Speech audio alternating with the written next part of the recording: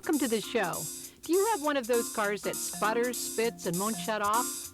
We've got the solution, plus how to avoid being ripped off on a used car. But first, the care of your battery.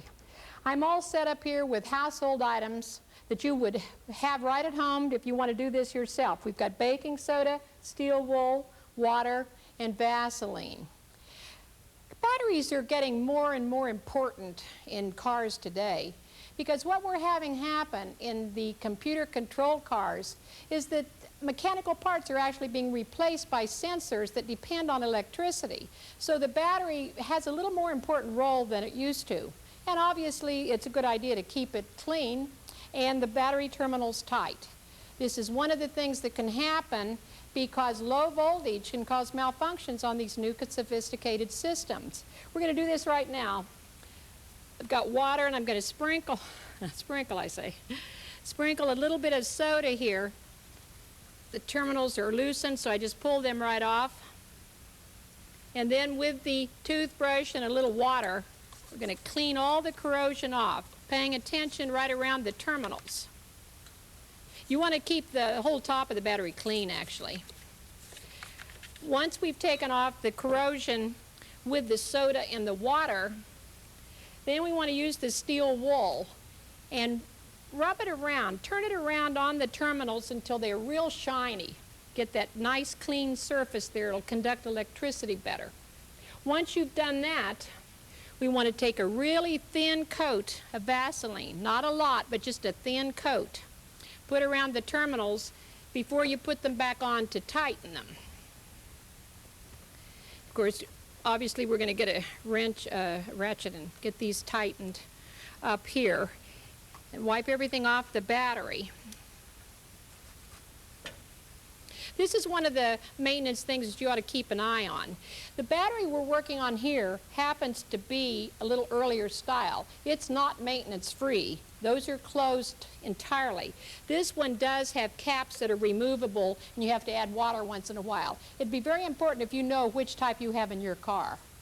Well, now that we've learned how to take care of our battery, let's cover another area that's important to batteries. Being able to jump a battery is really important, but the real thing is to know how to do it properly.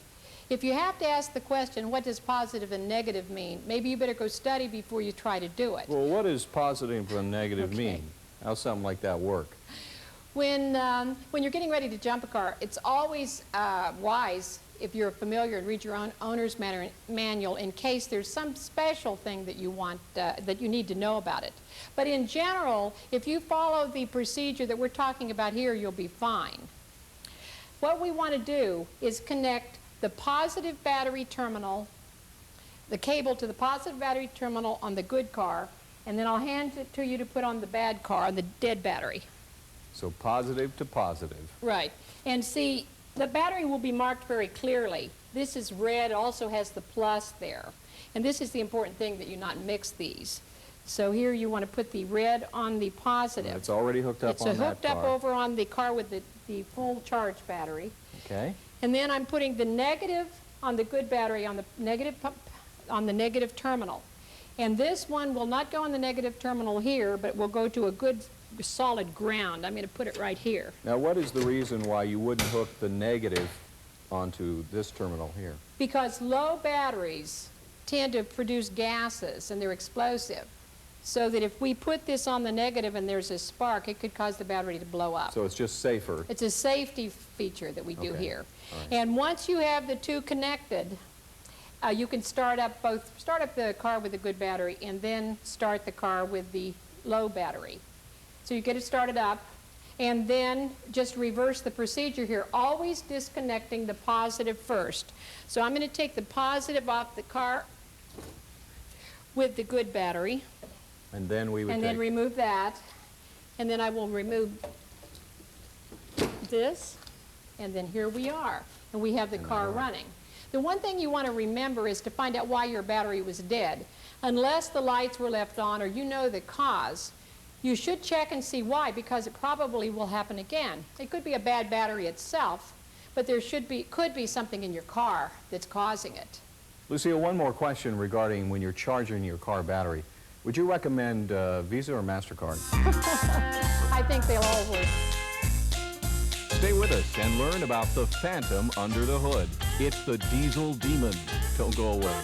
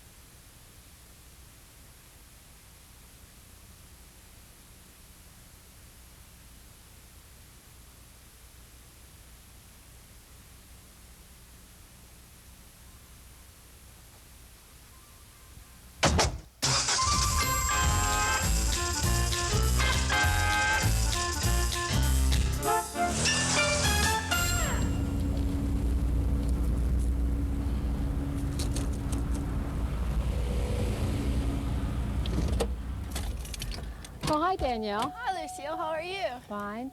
This is Danielle Tolino. And you have what? This is a 93 Yes. Chevy Cavalier. Okay. What kind of problem are you having with this? Well, when I step on the brake, it will start to pulsate, and then all of a sudden, the steering wheel will vibrate real bad. You can actually feel it in the steering Yes. wheel. That's probably a problem with those rotors. They're either warped or out of round or something. Every time you step on the brakes, you feel it that way. Yep. Okay, and you've had no one look at them yet? No, not yet. Okay, how many miles do you have on this car? 18,000. See, 18,000. What you're going to have to do is go back to your dealer with this one. Okay. Did that happen from the beginning? Did you have the problem, or did it just sort of develop? Just be developed now. Okay, but see, you don't want to have an independent do anything with this as long as it's under factory warranty, Okay. because it'll be very important to them to check it, and I'm sure that something like this would be covered because it's a mechanical thing. All right. It'll be interesting to know what happened at that stage of the game, but that's what I would do. Just take it right back where you bought the car and explain all of this to them. Okay. Okay, Danielle. Thank you. Uh-huh. You looking for some new tires? Well, here's a checklist of things to consider before you go shopping. One way to save money is to find the least expensive off-brand available at your local tire dealer. An off-brand tire is one that is produced by the big brand name company but sold under a different name. For example, Dunlap makes Remington, Kelly makes Monarch, and Michelin makes B.F. Goodrich and Uniroyal. When shopping for tires, also be on the lookout for all the hidden costs, such as mounting, balancing, and valve stems.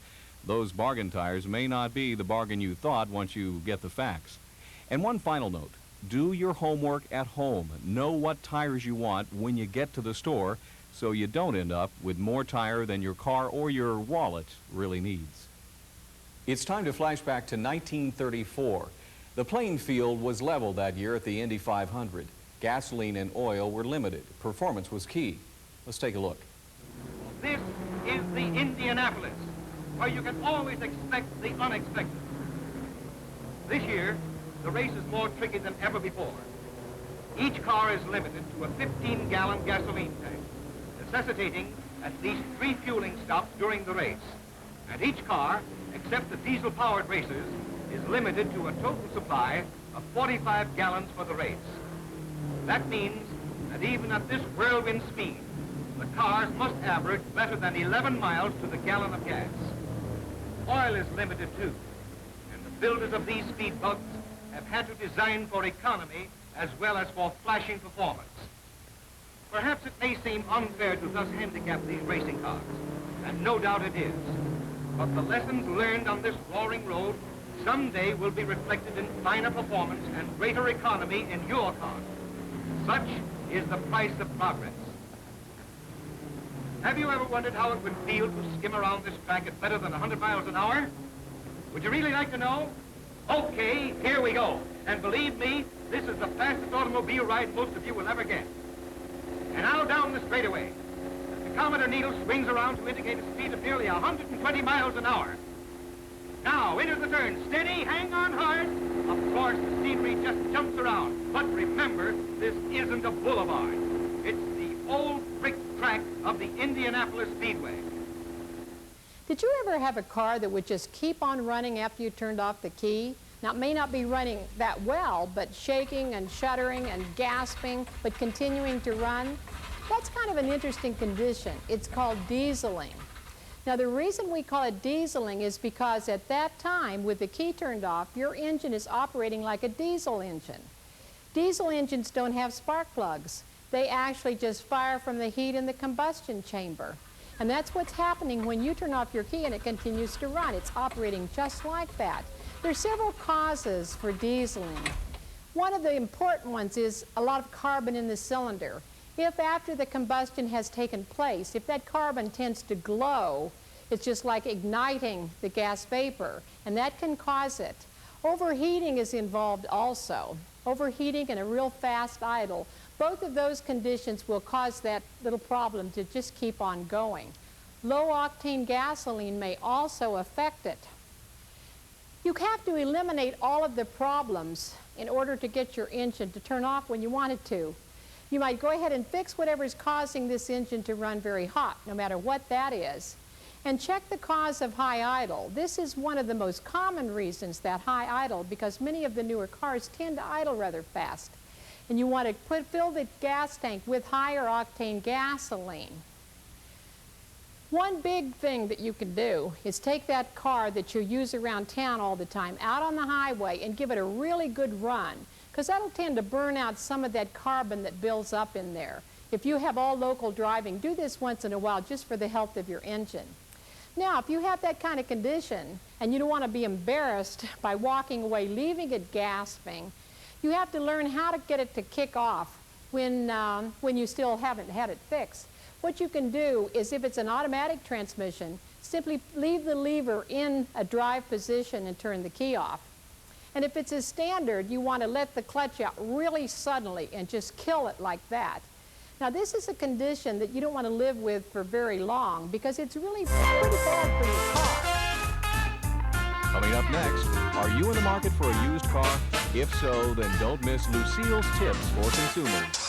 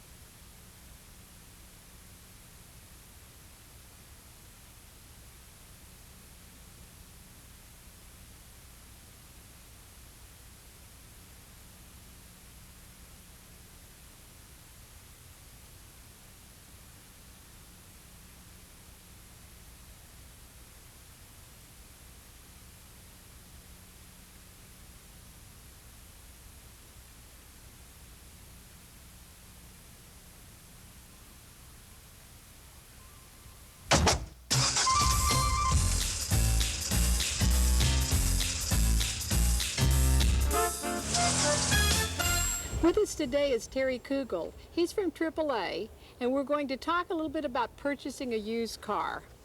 I've always been of the opinion, Terry, that before someone even looks, they've got to do their homework first and figure out a few things. Do you agree with that? Most definitely, Lucille. Terry, if a potential car buyer really wants to do intense research and go out totally prepared to make a very good purchase, where would they go? How would they look for the material they needed on these cars? Well, there's a number of sources, Lucille. The ones that come to mind is one is your price books, like your NADA books, so you have some idea what the vehicle's going to cost. You know, what the price is going to be. Those will give you prices. They'll give you prices.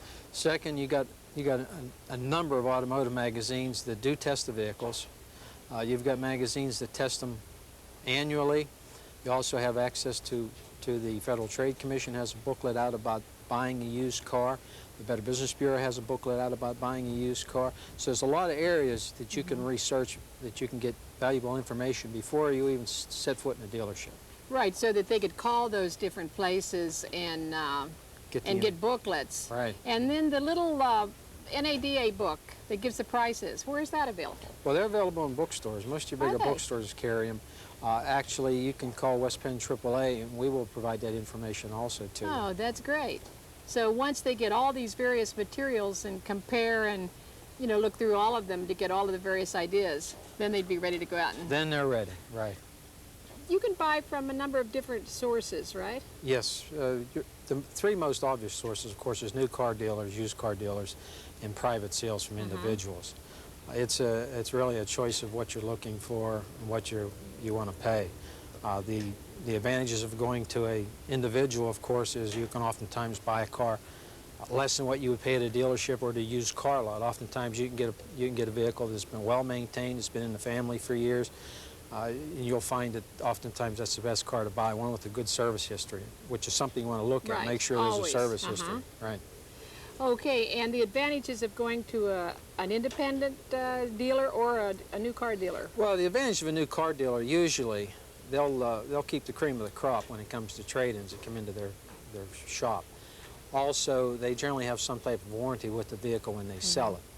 The advantage of a independent used car dealer, of course, is generally they're priced somewhere below the dealer and a little bit above the independent. So sometimes you can get a good purchase there also. But you got to look. You got to shop. And another advantage, I think, of the new car dealer is that you have someplace to go back in case there's a serious problem, because, you know, a big established dealer isn't going to want to run the risk of developing a bad reputation for one car, that there's someone there that you can carry it up to. Correct. Would you agree with that? Right, yeah. Okay. He wants to keep his reputation in the community, and he's more apt to work with you if there's a legitimate problem with the car. Yeah, if there's a problem. Do you recommend having someone check a car over by a mechanic? You know, have a mechanic with you or take the car someplace before purchasing it? The three choices I would say would be, one, take a mechanic with you if you have that option. Two, if you can take it to a shop of your choice, if they'll let you do that. Third, there are services that will come out to the vehicle for a fee and inspect it at the dealer or at the individual's home before the purchase. You want to do this before the purchase, though. Terry, you mentioned going to a dealer, one of the advantages by getting a warranty on it. Do most of them have just a full warranty? Is it something you purchase? And most of them have what's known as a limited warranty, and they spell it out on the buyer's guide on the side of the vehicle. Terry, when you're talking about the buyer's guide, now you're talking about the sticker with all the information on the window of any car that's for sale, is that correct? Correct, Lucille. All dealers have to supply that guide on the side of the vehicle that they're selling. And what the information will be on it will be the year, make, and model of the vehicle, the manufacturer. Also, what components are covered by any guarantee or any warranty, and if there's any remainder of factory warranty, if there's any of that available on it. Or if the vehicle is being sold as is, they have to spell that out on the buyer's guide. Okay, now if they have a buyer's guide spelling out everything else, and they're selling a car as is, are they required to put on there what's wrong with the car? Like if this car has a bad transmission or bad brakes or something? If there's any major components, they do have to indicate it on the buyer's guide. But this is not always going to be the case, because they could sell you the vehicle today, transmission could fail tomorrow. They may not have the information knowing that unit's going to fail. And if a person buys the as-is vehicle and there's nothing listed as wrong with it, and they buy it and there is something wrong with it, is there any recourse then? Generally, there's no recourse. So that even though they're supposed to list those things, there's nothing you can do if they don't. There's very little you can do. That's kind of sad. It is. I think what we're going to do is walk around and point out some of the ways that just a normal car seeker could tell about a car that they're looking at. Some of the little tips on areas to look at and what means what. Legal answer. Okay, we'll take a look at this one. Okay. You know, Terry, we should suggest to the person selling this car that they should wash it. It makes all the difference in the world, right? To have a nice shiny car. Very important. Okay. You're going to look at the engine oil here, Pete, huh? Can't really tell a whole lot about the color of engine oil or anything. No, because of the detergent Yeah, lasts, right. it doesn't You want to tell take that cap off, Pete, and make sure we don't have any foam under the valve cover there.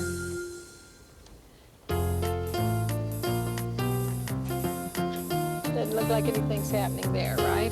Pretty clean in there? Yeah. It's something that Good. you want to look And for. then the transmission fluid, let's take a look at the condition of it. This is something you want to pay particular Yeah. attention to, right? Nice and red. Yeah, it's got a good color to it. Yeah, that Oh, looks yeah. pretty good. No, Here, Pete, let me no just strong try that. odor, that's great. That's what you're looking for. This looks like this door doesn't fit right. This probably has had some sort of problem here, don't you think? Very good chance. You can see where it's in at the Yeah. front here. The back is kicked out Here, because yeah, of back it. a little bit. You also check for the way it closes, opens, the fit of it.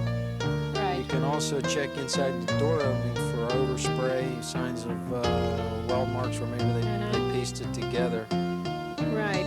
This has had a certain amount of wear here on the driver's side on the door jamb and the armrest and everything. But the pedals look in pretty good shape. Yeah, they do. They may have been replaced. They look so good. That's They a look pretty possibility, good, huh? yeah. One thing you want to look for too is the upholstery, the condition of it, particularly if it's a lower mileage car.